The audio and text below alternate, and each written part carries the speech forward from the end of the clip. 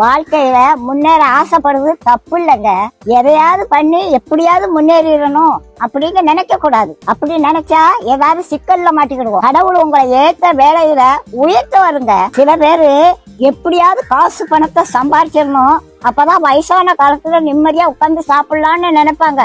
வயசான காலத்துல காசு பணம் எல்லாம் இருக்கும், ஆனா ஒன்னும் அனுபவிக்க முடியாது. பாட்டி வீட்டுல ஒரு எலி ரொம்ப நாளா தொண்டை பண்ணிக்கிட்டு இருந்தது. அதை எப்படியாவது பிடிச்சிடணும்னு கூண்டுக்குள்ள ஒரு தேங்காய் துண்டை குத்தி வச்சேன். ஒரு 9 மணிக்கு சத்தம் கடிச்சு எலி மாட்டிக்கிட்டுச்சு. சரி இருக்கட்டும், காலையில எந்திரிச்சு காட்டு பக்கத்துல கொண்டு திறந்து விடுவோம் அப்படின்னு நினைச்சு தூங்கிட்டேன். காலையில பார்த்தா எலி உள்ளதான் இருந்துச்சு.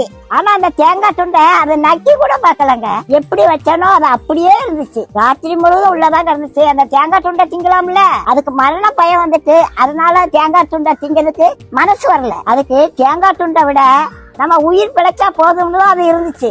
அதே மாதிரிதாங்க காசு பணத்தை சேர்த்து வச்சாங்க கடைசி காலத்துல ஒன்னையும் அனுபவிக்க மாட்டாங்க. லட்டை பார்த்த உடனே வாயில எச்சி வரும், ஆனா டாக்டர் சொன்னது ஞாபகத்துக்கு வரும், லட்டை தின்றாத சுகர் ஏறி போயிரும் அப்படின்னு சொல்லியிருக்காங்க. ஆசைப்பட்ட ஒரு லட்டை திங்க முடியல, காசு பணம் இருந்து என்ன செய்ய? கடவுளோட ஆசீர்வாதம் இருந்துச்சுன்னா கடைசி வரைக்கும் நல்லா சாப்பிடலாங்க.